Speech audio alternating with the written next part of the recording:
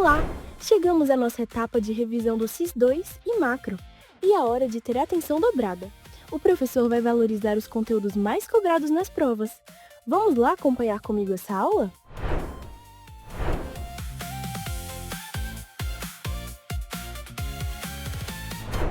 Olá, vestibulando! Seja bem-vindo ao Preveste EA. Sou o professor Luan House, de Física. Sou homem de 32 anos. Tenho cabelos e olhos pretos e estatura mediana. Estou trajando calça jeans e camisa cinza. Nossa sala de aula é um estúdio de TV e estou ao lado de uma tela interativa que utilizarei para fazer as nossas anotações. O tema da nossa aula de hoje é termometria e calorimetria. Hoje nós faremos uma aplicação, resolução de exercícios sobre esses dois assuntos. Caso você ainda tenha dúvida, procure as nossas redes sociais, Preveste EA no YouTube e assista às aulas 1 e 2 que são referentes a esse assunto. Então vamos lá para a primeira questão, que fala justamente sobre escalas termométricas. As escalas termométricas, Celsius e Kelvin, guardam entre si uma relação linear que pode ser representada pelo seguinte gráfico. E aqui nós temos vários tipos de gráficos, nós temos aqui a letra A, a letra B, C, D e E. Então ele quer saber qual desses gráficos representa a relação entre a temperatura Celsius e a temperatura em Fahrenheit, que é dado por essa equação aqui que nós já obtivemos antes, tá? Então, vamos analisar cada uma das alternativas, tá? Letra A. Letra A, nós temos esse gráfico aqui, tá? Antes de nós vermos o gráfico, nós sabemos que a escala em Kelvin guarda uma relação com a escala Celsius, que ela é linear. Então, quando a nossa temperatura em Celsius for 0 graus Celsius, a nossa temperatura em Kelvin vai ser 273. Agora, quando a nossa temperatura em Kelvin for 0, nota que essa aqui é a menor temperatura possível de se alcançar no universo. Então, aqui a gente tem 0 Kelvin. Então, 0 Kelvin vai me dar uma temperatura em Celsius de menos 273. Então, aqui vai ter que ter menos 273. Abaixo disso, 274, 275 não existe, porque não existe temperatura abaixo daquilo que a gente chamamos de zero absoluto. Então, vamos analisar aqui o gráfico, tá? Observando aqui, nós temos que quando a nossa temperatura em Celsius for 0 graus Celsius, a nossa temperatura em Kelvin é 273. Então, está correto. Agora, quando a nossa temperatura em Celsius aqui é menos 273, a nossa temperatura em Kelvin é 0. Então, está correto. Só que observem uma coisa. Aqui nesse gráfico, nós temos que a curva ela continua diminuindo para cá. Isso está incorreto, tá? Porque isso está me dizendo que eu tenho temperaturas aqui 274, menos 275, menos 273. Então, essas temperaturas daqui para cá não existem, não podem existir na natureza. Então, esse gráfico está errado justamente por causa disso. Agora, nós temos que procurar um gráfico que tenha essa cara, mas que não tenha essa parte aqui. A letra B nos mostra um gráfico linear, então ela está incorreta. A letra C nos mostra um gráfico que ela tem uma curva decrescente, mas está ao contrário, então também está incorreto. Na letra D, nós temos justamente o gráfico da letra A, só que sem aquela parte, né, com temperaturas menores que menos 273. Então, a alternativa correta é a nossa letra D. Agora a segunda questão. O local mais frio sobre a superfície da Terra está localizado em pequenos vales da camada de gelo da Antártida, onde, inicialmente, os cientistas haviam registrado temperaturas de menos 93 graus Celsius. Contudo, novas aferições corrigiram esse valor para menos 98 graus Celsius. A diferença de temperatura entre a primeira medição e a atual, transportada para a escala Fahrenheit, corresponde a letra A, menos 5 graus Fahrenheit, letra B, menos 6 graus Fahrenheit, letra C, menos 8 graus Fahrenheit, letra D, menos 9 graus Fahrenheit e letra E, menos 12 graus Fahrenheit. Bom, então nós precisamos transformar as temperaturas que ele deu em Celsius para Fahrenheit e depois fazer uma menos a outra. Só que existe uma maneira muito mais inteligente de nós fazermos isso, que é utilizar a relação de variação das escalas entre graus Celsius e graus Fahrenheit. Então, primeiro, nós vamos achar o ΔT, que é a variação da temperatura em graus Celsius, e depois nós vamos simplesmente colocar ele aqui na equação e calcular o ΔTF, que é o que ele quer, né? A variação da temperatura na escala Fahrenheit. Bom, nós temos que a variação de temperatura é a temperatura final menos a temperatura inicial.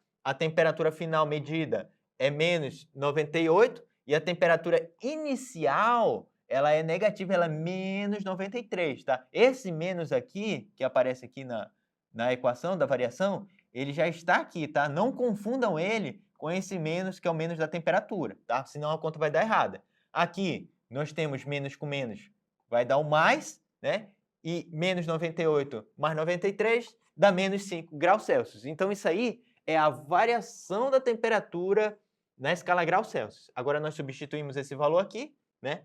Então, passamos aqui o ΔTF para cá, multiplicando, o 180 para lá, multiplicando, o 100 para cá, dividindo, nós vamos ter isso aqui, tá? Simplificando aqui, nós vamos ter 9 dividido por 5, menos 5 dividido por 5 é menos 1, menos 1 vezes 9 dá menos 9 graus Fahrenheit. Então, essa é a variação na escala em Fahrenheit, tá? Portanto, a alternativa correta é a letra D.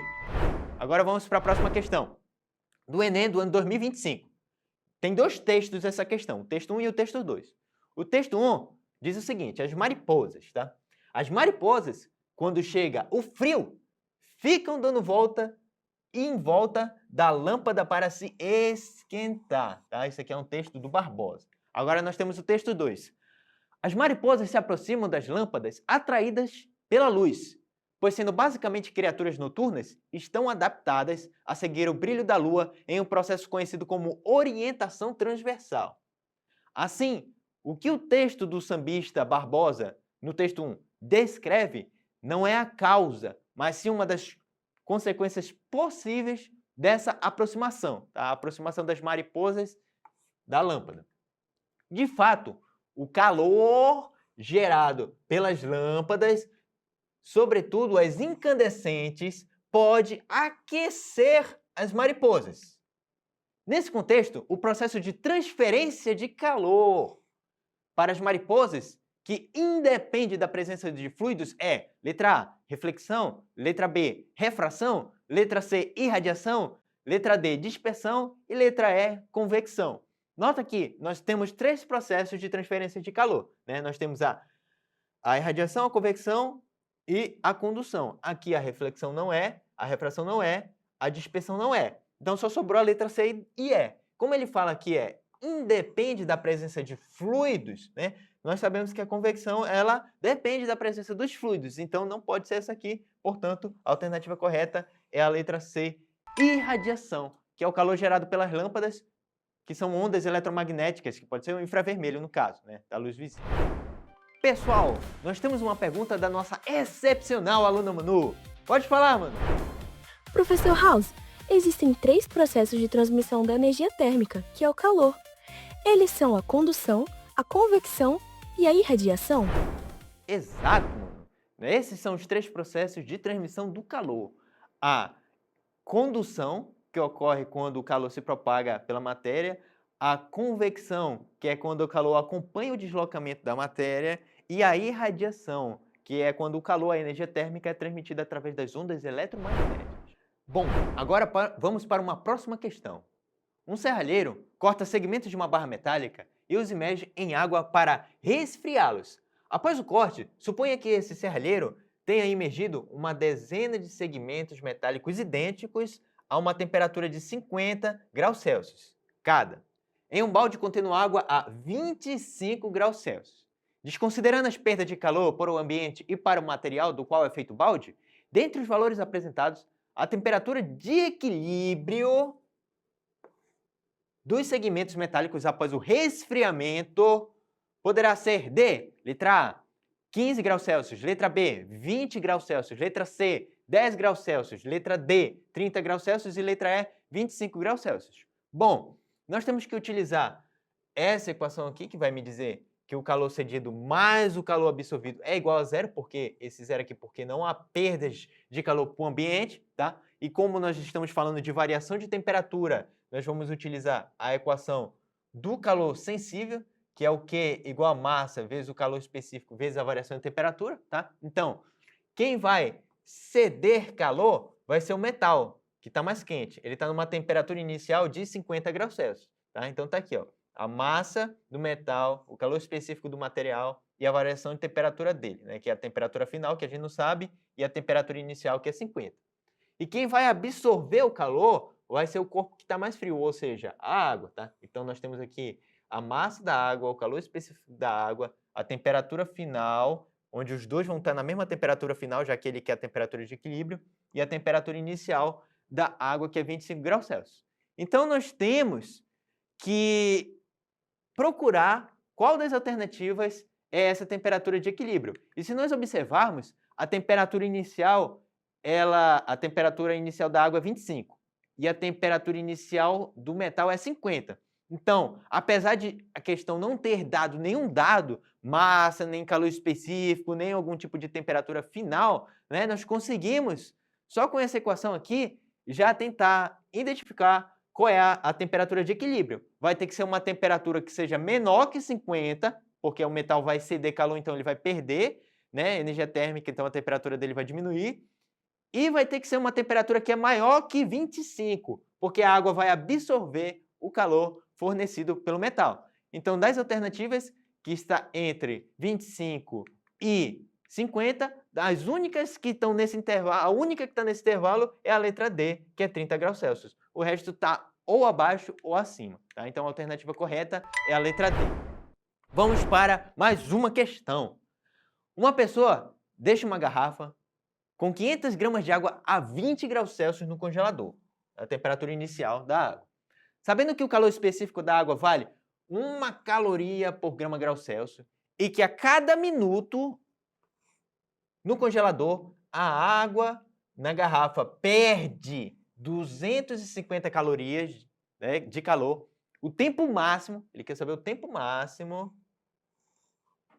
para que a pessoa remova a garrafa do congelador antes que a água comece a congelar a 0 graus Celsius é de letra A, 10 minutos, letra B, 50 minutos, letra C, 40 minutos, letra D, 30 minutos e letra E, 20 minutos. Bom, analisando a questão, a gente percebe que ele vai colocar uma garrafa no congelador que está a 20 graus Celsius. E essa água, como ela está no congelador, ela vai esfriar até chegar em 0 graus Celsius. Então, como ele quer o tempo que ela tem que estar lá antes dela congelar, ou seja, ela vai chegar a 0 graus Celsius, ela vai absorver um calor que a gente chama de calor sensível, que é o calor da variação de temperatura, e depois, quando ela chega em 0 graus Celsius, ela vai começar a absorver um calor, que é o calor latente, que vai fazer ela mudar de fase. Só que a gente não quer que ela mude de fase, a gente quer só que ela saia de 20 graus Celsius até 0 graus Celsius e nós queremos o tempo para isso. Então, vamos lá. Usando a equação do calor sensível, e substituindo os valores da massa de água, do calor específico da água e da variação de temperatura, nota que aqui eu tenho a temperatura final e a temperatura inicial. Fazendo essa conta, nós chegamos no valor de menos 10.000 calorias. O sinal negativo indica que a energia térmica ela foi retirada da água, tá? Então esse negativo está correto. Agora nós vamos utilizar um outro dado fornecido pela questão, que é que a cada minuto, né, no congelador, a água perde 250 calorias. Então, nós podemos fazer uma regra de 3, dizendo que a cada minuto ela perde 250 calorias. Então, para ela perder esse valor de calor aqui, que é 10.000, qual é o tempo que eu vou ter que ter? Então, está aqui os 10.000 calorias e o T, que é o tempo que eu quero calcular. Então, nós conseguimos fazer uma regra de 3, né? Nós chegamos que T é igual a 10.000 dividido por 250. Fazendo essas contas, nós vamos ter um valor de 40 minutos, tá? Então, a alternativa correta é a letra C. Bom, na aula de hoje, nós vimos vários exercícios com aplicações tanto na termometria quanto na calorimetria, tá? Baixe o aplicativo do Preveste UEA e siga as nossas redes sociais para não perder nenhuma novidade. Até a próxima!